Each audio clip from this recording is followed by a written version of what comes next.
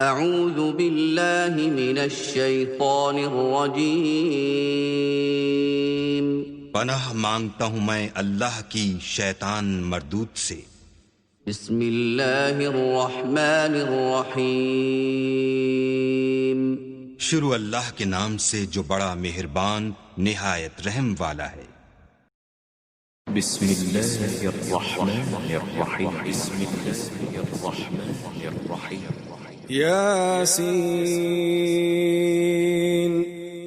वल क़ुरआनिल हकीम इन्नका लमिनल मुरसलीन अला सिरातिम मुस्तक़ीम तंज़ीलल अज़ीज़िर रहीम लितुन्ज़िर क़ौमन मा उन्ज़िर आबाउहुम फहुम गाफ़िलून लक़द हक़्क़ल क़ौलु अला अक्सरिहिम फहुम ला युमिनून इन्ना जअलना फी अअनाक़िहिम अग़लालन फहिय इलल अज़क़ानि फहुम मुक़महून वजअलना मिन बैनि अयदीहिम सद्दन वमिन खल्फिहिम सद्दन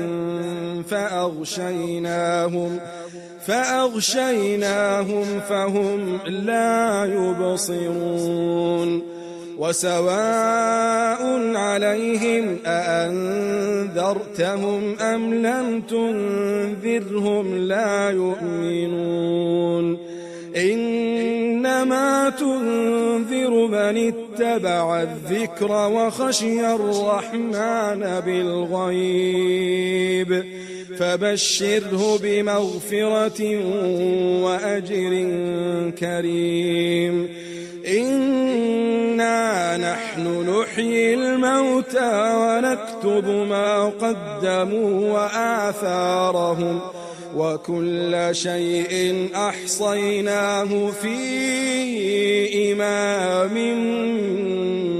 مبين। शुरू अल्लाह का नाम लेकर जो बड़ा मेहरबान निहायत रहम वाला है। यासीन, कसम है कुरान की जो हिकमत से भरा हुआ है। ए मोहम्मद सल्लल्लाहु अलैहि वसल्लम, बेशक तुम पैगंबरों में से हो, सीधे रास्ते पर हो। ये कुरान गालिब व मेहरबान का नाजिल किया हुआ है ताकि तुम उन लोगों को जिनके बाप दादा को खबरदार नहीं किया गया था खबरदार कर दो कि वो गफलत में पड़े हुए हैं। उनमें से अक्सर पर अल्लाह की बात पूरी हो चुकी है, सो वो ईमान नहीं लाएंगे। हमने उनकी गर्दनों में तौक डाल रखे हैं और वो ठोड़ियों तक फंसे हुए हैं, तो उनकी गर्दनें अकड़ी हुई हैं। और हमने उनके आगे भी दीवार बना दी और उनके पीछे भी, फिर उन पर पर्दा डाल दिया तो ये देख नहीं सकते। और तुम इनको खबरदार करो या ना करो, इनके लिए बराबर है, ये ईमान नहीं लाएंगे। तुम तो सिर्फ उस शख्स को खबरदार कर सकते हो जो इस नसीहत यानी कुरान की पैरवी करे और रहमान से गायबाना डरे, सो उसको मगफिरत और बड़े सवाब की बिशारत सुना दो। बेशक हम मुर्दों को जिंदा करेंगे और जो कुछ वो आगे भेज चुके और जो उनके निशान पीछे रह गए हम उनको कलमबंद कर लेते हैं। और हर चीज को हमने किताब रोशन यानी लौहे महफूज में लिख रखा है। واضرب لهم مثلا أصحاب القرية إذ جاءها المرسلون إذ أرسلنا إليهم اثنين فكذبوهما فعززنا بثالث فقالوا إنا إليكم مرسلون قالوا ما أنتم إلا بشر مثلنا وما أنزل الرحمن من شيء إن أنتم إلا تكذبون قالوا ربنا يعلم قالوا ربنا يعلم إنا إليكم لمرسلون وما علينا إلا البلاغ المبين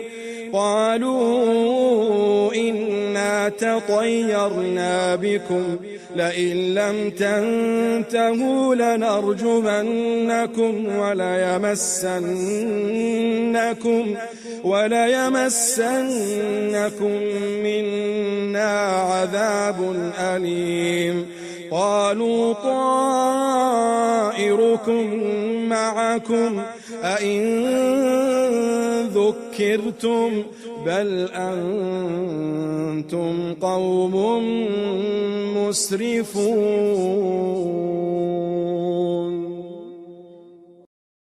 और इनसे गांव वालों का किस्सा बयान करो जब उनके पास पैगंबर आए, यानी जब हमने उनकी तरफ 2 पैगंबर भेजे तो उन्होंने उनको झुटलाया। फिर हमने तीसरे से तक़वियत दी तो उन्होंने कहा कि हम तुम्हारी तरफ पैगंबर होकर आए हैं।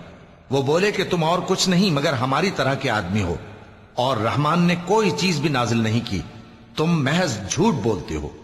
उन्होंने कहा कि हमारा परवरदिगार जानता है कि हम तुम्हारी तरफ पैगाम देकर भेजे गए हैं और हमारे जिम्मे तो साफ साफ पैगाम पहुंचा देना है और बस। वो बोले कि हम तुमको अपने लिए मनहूस समझते हैं, अगर तुम बाज ना आओगे तो हम तुम्हें संसार कर देंगे और तुमको हमसे दुख देने वाला अजाब पहुंचेगा। उन्होंने कहा कि तुम्हारी नहूसत तुम्हारे साथ है, क्या इसलिए कि तुमको नसीहत की गई? नहीं, बल्कि तुम ऐसे लोग हो जो हद से तजावुज कर गए हो। वजाअ मिन अक़सल मदीनति रजुलुन यस्आ क़ाल या क़ौमि इत्तबिउल मुरसलीन इत्तबिउ मन ला यसअलुकुम अजरन वहुम मुहतदून वमा लिया ला अअबुदु अल्लज़ी फ़तरनी व इलैहि तुरजऊन अअत्तख़िज़ु मिन दूनिही आलिहतन इन युरिदनि अर्रहमानु बिदुर्रिन ला तुग़नि अन्नी शफ़ाअतुहुम शैअन वला युन्क़िذून इन्नी इज़न लफ़ी ضलालिन मुबीन इन्नी आमनतु बिरब्बिकुम फस्मऊन क़ील उद्ख़ुलिल जन्नह قال يا ليت قومي يعلمون بما غفر لي ربي وجعلني من المكرمين وما أنزلنا على قومه من بعده من جند من السماء وما كنا منزلين إن كانت إلا صيحة واحدة فإذا هم خامدون। और शहर के परले किनारे से एक आदमी दौड़ता हुआ आया, कहने लगा कि ऐ मेरी कौम, पैगंबरों के पीछे चलो, ऐसों के जो तुमसे सिला नहीं मांगते और वो सीधे रस्ते पर हैं। और मैं क्यों उस जात की परस्तिश ना करूं जिसने मुझे पैदा किया और उसी की तरफ तुमको लौट कर जाना है? क्या मैं उसको छोड़कर औरों को माबूद बनाऊं कि अगर रहमान मुझे नुकसान पहुंचाना चाहे तो उनकी सिफारिश मुझे कुछ भी फायदा न दे सके और न वो मुझे छुड़ा ही सकें? तब तो मैं खुली गुमराही में पड़ गया। मैं तो तुम्हारे परवरदिगार पर ईमान लाया हूं, सो मेरी बात सुन रखो। हुक्म हुआ कि बहिश्त में दाखिल हो जा। बोला काश मेरी कौम को पता चल जाए कि मेरे रब ने मुझे बख्श दिया और मुझे इज्जत वालों में शामिल किया, और हमने उसके बाद उसकी कौम पर कोई लश्कर नहीं उतारा और न हम उतारने वाले थे। वो तो सिर्फ एक चिंगाड़ थी, सो वो उससे नागहां बुझ कर रह गए। يا حسرة على العباد ما يأتيهم من رسول إلا كانوا به يستهزئون ألم يروا كم أهلكنا قبلهم من القرون أنهم إليهم لا يرجعون وإن كل لما جميع لدينا محضرون. बंदों पर अफसोस कि उनके पास जब कोई पैगंबर आता तो वो उससे तमस्खुर जरूर करते। क्या उन्होंने नहीं देखा कि हमने उनसे पहले बहुत से लोगों को हलाक कर दिया था, अब वो उनकी तरफ लौट कर नहीं आएंगे और सब के सब हमारे रूबरू हाजिर किए जाएंगे। وآية لهم الأرض الميتة أحييناها وأخرجنا منها حبا فمنه يأكلون وجعلنا فيها جنات من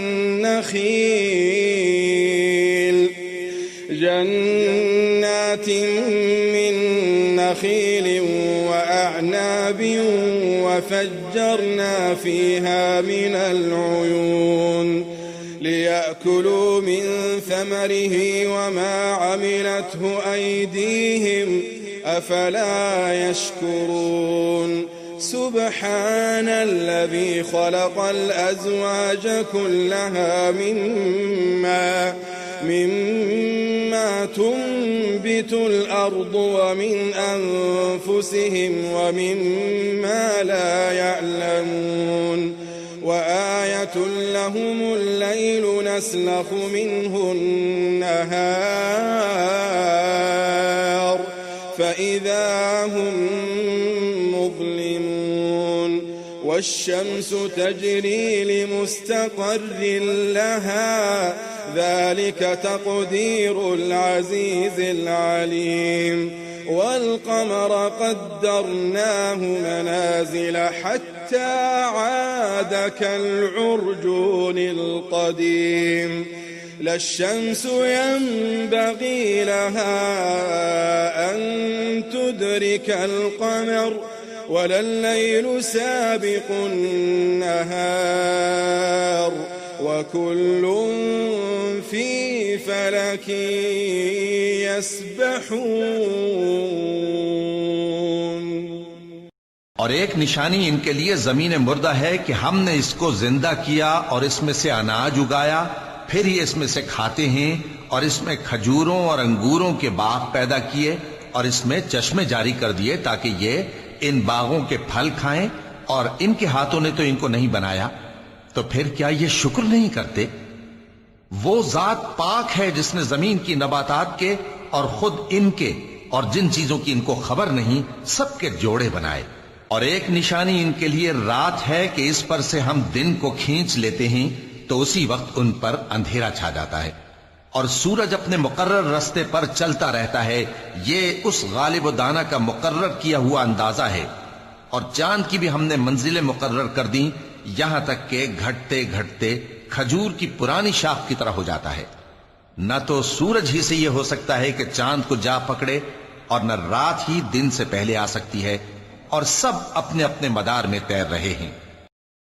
وآية لهم أنا حملنا ذريتهم في الفلك المشحون وخلقنا لهم من مثله ما يركبون وإن نشأ نغرقهم فلا صريخ لهم ولا هم ينقذون إلا رحمة منا ومتاعا إلى حين وإذا قيل لهم اتقوا ما بين أيديكم وما خلفكم لعلكم ترحمون وما تأتيهم من آية من آيات ربهم إلا كانوا عنها معرضين وإذا قيل لهم أنفقوا مما رزقكم الله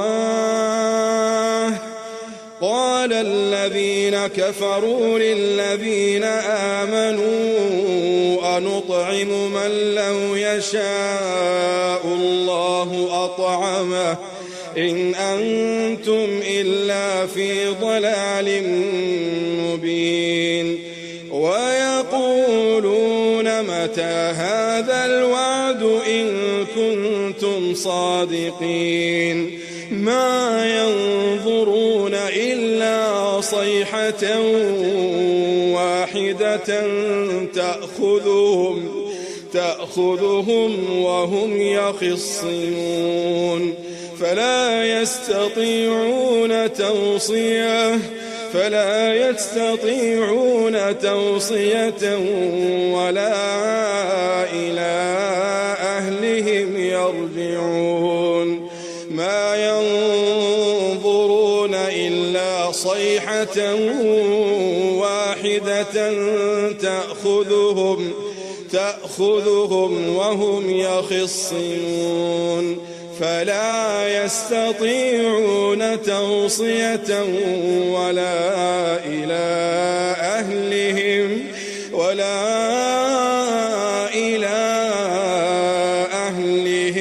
يرجعون।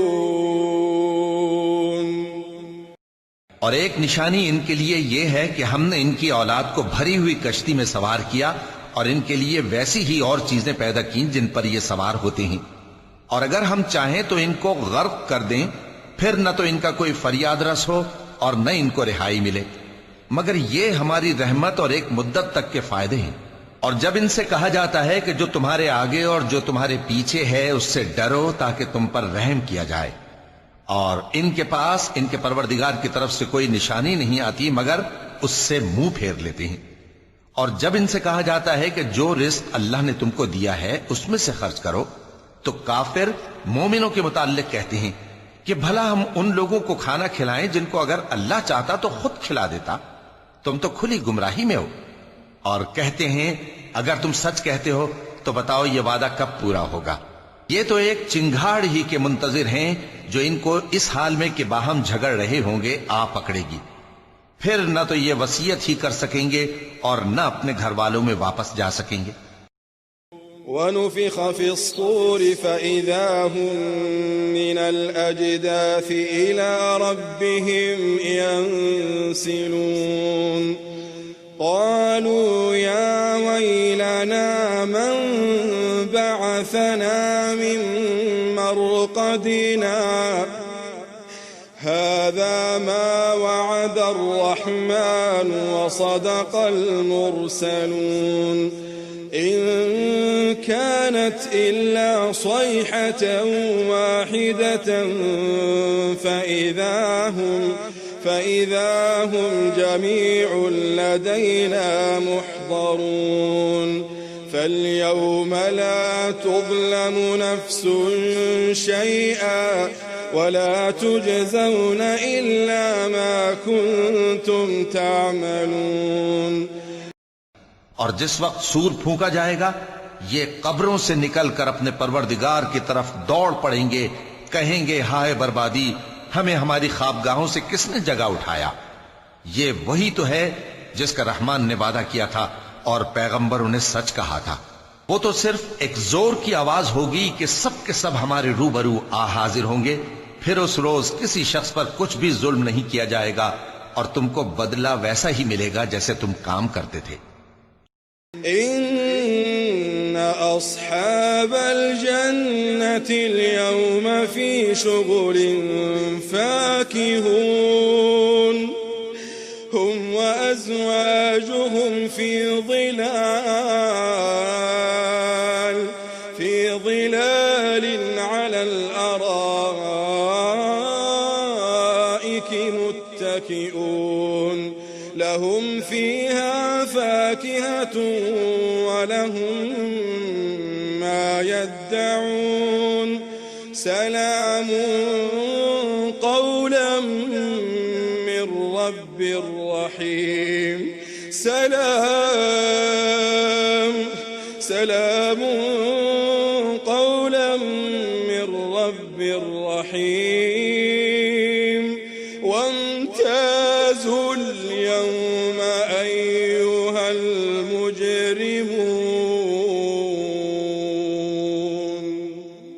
وامتازوا اليوم أيها المجرمون ألم أعهد إليكم يا بني آدم ألا تعبدوا الشيطان إنه لكم عدو مبين وأن اعبدوني هذا صراط مستقيم ولقد أضل منكم جبلا كثيرا أفلم تكونوا تعقلون هذه جهنم التي كنتم توعدون اصلوها اليوم بما كنتم تكفرون اليوم نختم على أفواههم وتكلمنا أيديهم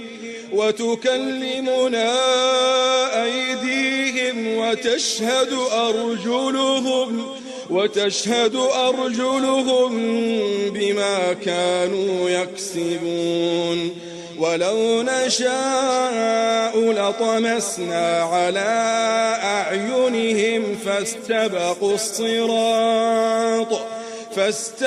الصراط فأنى يبصرون ولو نشاء لمسخناهم على مكانتهم فما استطاعوا مضيا ولا يرجعون अहले जन्नत उस रोज ऐश और निशात के मशगले में खुश होंगे, वो भी और उनकी बीवियां भी सायों में तख्तों पर तकिए लगाए बैठे होंगे। वहां उनके लिए मेवे होंगे और जो वो मंगवाएंगे उनको मिलेगा। उनको परवरदिगार मेहरबान की तरफ से सलाम कहा जाएगा और वो फरमाएगा कि गुनाहगारों तुम आज अलग हो जाओ। ए आदम की औलाद, क्या मैंने तुमसे कह नहीं दिया था कि शैतान को न पूजना, वो तुम्हारा खुला दुश्मन है, और ये कि मेरी ही इबादत करना यही सीधा रास्ता है। और उसने तुम में से बहुत सी खलकत को गुमराह कर दिया था, तो क्या तुम समझते नहीं थे? यही वो जहन्नम है जिसके तुम्हें धमकी दी जाती थी। जो तुम कुफ्र करते रहे हो उसके बदले आज इसमें दाखिल हो जाओ। आज हम उनके मुंहों पर मोहर लगा देंगे और जो कुछ ये करते रहे थे इनके हाथ हमसे बयान कर देंगे और इनके पांव इसकी गवाही देंगे। और अगर हम चाहें तो इनकी आंखों को मिटाकर अंधा कर दें, फिर ये रास्ते को दौड़ें तो कहां से देख सकेंगे। और अगर हम चाहें तो इनकी जगह पर इनकी सूरतें बदल दें, फिर वहां से वो न आगे जा सकें और न पीछे लौट सकें। वमन नुअम्मिरहु नुनक्किसहु फिल खल्क़ अफला याक़िलून वमा अल्लमनाहु अश्शिअर वमा यंबग़ी लहु इन हुवा इल्ला ज़िक्रुन व क़ुरआनुन मुबीन इन हुवा इल्ला ज़िक्रुन व क़ुरआनुन मुबीन लियुन्ज़िर मन कान हय्या व यहिक़्क़ल क़ौलु अलल काफ़िरीन। और जिसको हम बड़ी उम्र देते हैं तो उसे तखलीक में औंधा देते हैं, यानी उसे बचपन की कमजोरी वाली हालत की तरफ लौटा देते हैं। तो क्या ये समझते नहीं? और हमने इनको यानी अपने पैगंबर सल्लल्लाहु अलैहि वसल्लम को शेर गोई नहीं सिखाई और न वो इनको शाया ही है। ये तो महज नसीहत है और साफ साफ कुरान है, ताकि उस शख्स को जो जिंदा हो खबरदार करे और काफिरों पर बात पूरी हो जाए।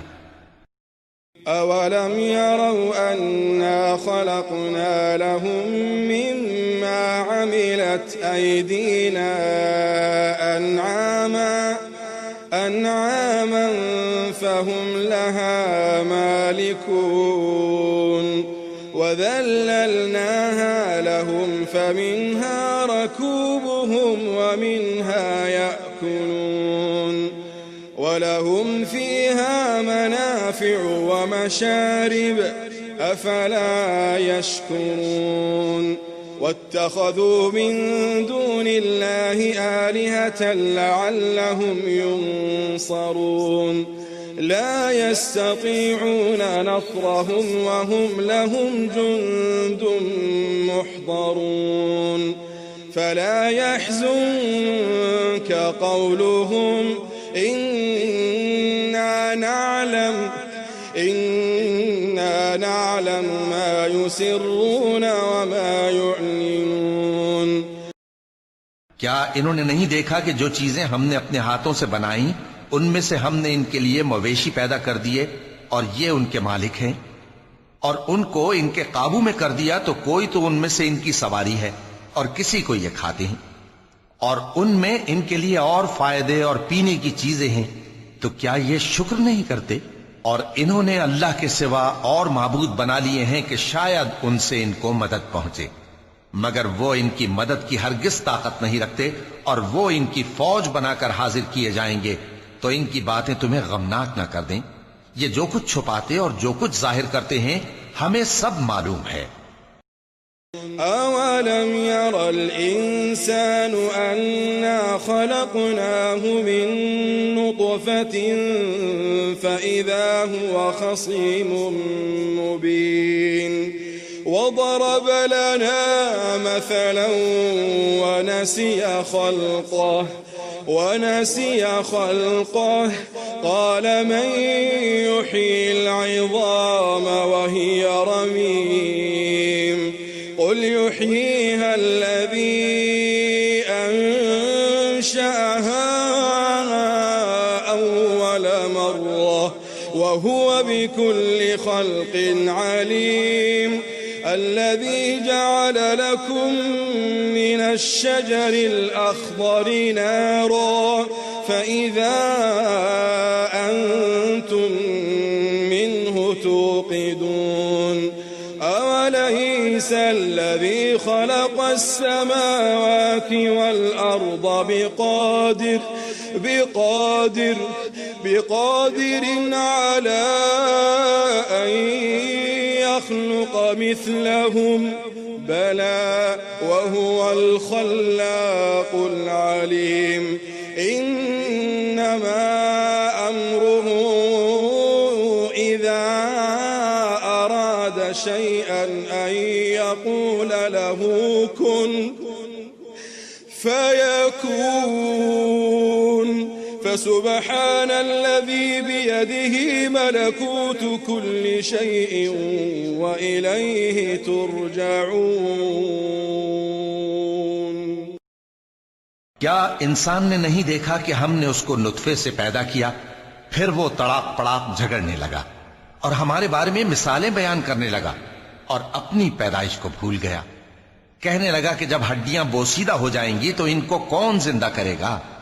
कह दो कि इनको वो जिंदा करेगा जिसने इनको पहली बार पैदा किया था, और वो हर तरह की तकलीफ को जानता है।